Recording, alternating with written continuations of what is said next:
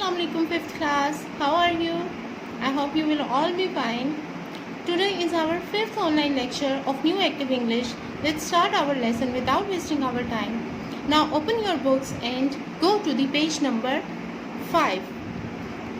Open your books and go to the page number 5. Today is our revision exercise. And our today basic topic is infinitive of purpose. First of all, I am going to define that what is infinitive. Infinitive of purpose. First of all, we should know that what is infinitive. हम एक sentence में to के बाद first form of verb इस्तेमाल करते हैं, ठीक है, उसको हम इन्फिनेटिव बोलते हैं. अब आगे हमने पर्पस मीन्स उसका रीज़न भी बताना है. जैसे यही सेंटेंस देखें, to buy some bread. In a sentence this portion is telling about a reason, purpose, telling us about a purpose. मतलब जब हम सवाल पूछते हैं किसी से क्यों में, उर्दू में क्यों और इंग्लिश में वाई का इस्तेमाल करते हैं, वाई, तो it means we are asking about a reason. हम रीज़न पूछ रहे होते हैं. जैसे मैं simple I am going to ask you a question, why are you crying, तुम क्यों रो रहे हो. I am asking you the reason. Now you will tell me the reason, whatever will be the reason you have to tell me. So infinitive of purpose, यहाँ पर हमने question में reason पूछना है और आंसर में रीज़न देना है. Now look at the sentence number 1. Look at the first example that Zeb went to the shop. Zeb went to the shop. Zeb दुकान पर गई. अब रीज़न क्या है आगे, she wanted to buy some bread. अब देखिए टू के बाद फर्स्ट फॉर्म है, she wanted to buy some bread. वो ब्रेड खरीदने के लिए गई. अब इस कॉन्टेक्स्ट से हमने इस सेंटेंस से क्वेश्चन भी बनाना है और शॉर्ट फॉर्म में हमने उसको आंसर भी देना है. In my previous lecture I have already defined the past indefinite tense that we use second form of verb in positive sentence and we use helping verb did in interrogative and did not in negative sentences. And with helping verb did and did not in means in negative and interrogative sentences we use first form of verb, and in simple positive sentences we use second form of verb. Now look at the sentence carefully. Zaid went to shop. Here the writer is using second form of verb. So while making a question we should keep in mind that we have to use did in a question. Second form of verb यहाँ use हुई है तो हमने यहाँ पर did का इस्तेमाल करना है क्वेश्चन बनाते हुए. Why did Zeb go to the shop. Zeb दुकान पर क्यों गई. Why it means asking a reason. Now we have to tell that she went to the shop to buy some bread. वो दुकान पर ब्रेड खरीदने के लिए गई. She went to the shop to के बाद first form of verb with a reason, it means infinitive of purpose. She went to shop to buy some bread. In a test और in your exams assessments we will ask you a sentence like this, then you will have to make a question, or simply we will ask question with why, and you have to understand that I am using why in a question, so you will have to give me a reason. You have to use infinitive of purpose. Now look at our second sentence that Jamil went to beach. Jamil beach पर गया. He wanted to have a swim. वो तैराकी करना चाहता था, वहाँ तैरने गया था, ठीक है. Now I have to ask a question. The question with a reason. I have to ask a reason. Why did Jamil go to the beach? Jamil beach पर क्यों गया? He went to the beach to have a swim.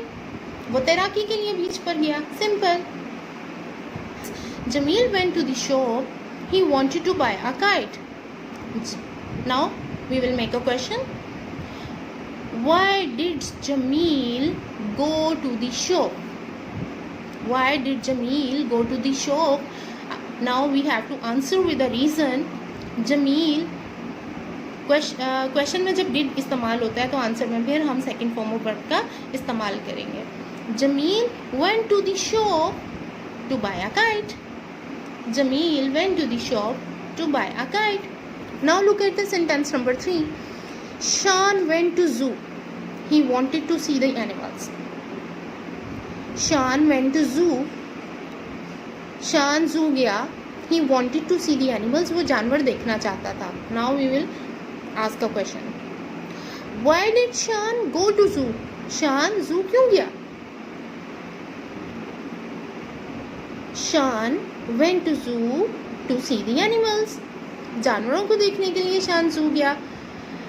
Keep in mind that if we ask a question with did, we have to use second form of verb in a sentence. Look at the sentence number 4. Mrs. Riaz went to the market. Mrs. Riaz market गई. She wanted to buy some fish. वो मछली खरीदना चाहती थी. Now we will make a question. Why did Mrs. Shan go to the market? अब इसका answer Mrs. Riaz go to the market to buy some fish. मछली खरीदने के लिए गई थी. अब ये बाकी आप ऐसे खुद से ही प्रैक्टिस कीजिएगा. Now look at the second part. Make replies like the one in color. Basically here we are requesting for something. हमें कुछ चीज़ चाहिए किसी, तो हम रिक्वेस्ट कैसे करें? Just like if you or I feel hungry, तो हम कैसे सवाल पूछेंगे? हमें भूख लगी है, कुछ भी चाहिए हमें खाने को, तो क्या पूछते हैं जनरली हम? कुछ खाने को है आपके पास प्लीज़? कुछ खाने को दोगे मुझे? ऐसे ही पूछते हैं ना. तो यहाँ पर वो रिक्वेस्ट कैसे है? Will you give me something to eat please. अब ऑब्जेक्ट उन्होंने हमें आगे ब्रैकेट में दे दिया, एन एप्पल, मतलब आंसर में हमने एप्पल का यूज़ करना. Will you give me something to eat please. क्या आप मुझे खाने के लिए कुछ दोगे? प्राय मेहरबानी आप मुझे खाने के लिए दोगे प्लीज़. येस. अब मेरे पास एप्पल है तो मैं आपको क्या बोलूँगी? Yes, here is an apple for you to eat. यहाँ पर एक सेब है आपके खाने के लिए. मेरे पास एक सेब है, आपके एप्पल है. Yes, here is an apple for you to eat. The object can be changed. Will you give me something to eat please. यहाँ पर एन ऑरेंज भी हो सकता है, तो हम क्या कहेंगे? Yes, here is an orange for you to eat. एक और एग्जाम्पल बना लेते हैं.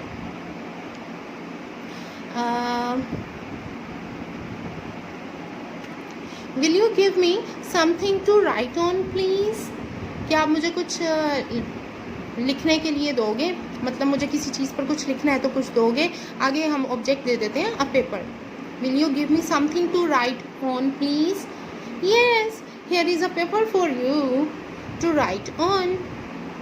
Here is a paper for you to write on. Now look at the next example. Will you give my dog to eat please? Will you give my dog something to eat please? अब object में वो कह रहे हैं biscuit, हमने use करना है answer में. Yes, here is a biscuit for your dog to eat. आपके डॉग के लिए, आपके डॉग के खाने के लिए बिस्किट है. Now look at the next question. Will you give me something to read please?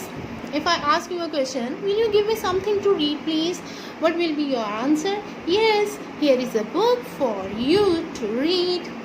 In New Active English, we have to check your fluency. And practice makes a man perfect. Please do more and more practice at home. And listen to me carefully. Now look at the next sentence. Will you give my father to something? Will you give my father something to read please? A newspaper. We have to use the object newspaper. अखबार. पापा ज़्यादातर newspaper ही पढ़ते हैं ना. तो अब यहाँ पर हम क्या कहेंगे? Yes, here is a newspaper for your father to read. Yes, here is a newspaper for your father to read. Look at the next example. Will you give me something to drink please? क्या आप मुझे पीने के लिए कुछ दोगे? Primary वाली मुझे पीने के लिए कुछ दोगे? और क्या हो जाएगा? वो ड्रिंक में क्या कह रहे हैं? Some tea. Yes, here is some tea for you to drink. Yes, here is some tea for you to drink. Now practice the next questions at home. Do more and more practice. Hope so आज का topic आपको समझ आ गया होगा. जो first topic था हम लोगों का इन्फिनेटिव ऑफ पर्पस, टू के बाद first form of verb, and we have to give a reason, we have to tell the reason in answer, and we have to use why in a question, because if we ask a question with why in answer, we have to tell a reason. Why are you crying? Why are you shouting? Why are you so happy? Why are you so happy? If the question start with why, we have to answer with the reason. Hope so आज का topic clear हो गया होगा. अपना बहुत सा ख्याल रखिएगा. अल्लाह हाफ़िज़.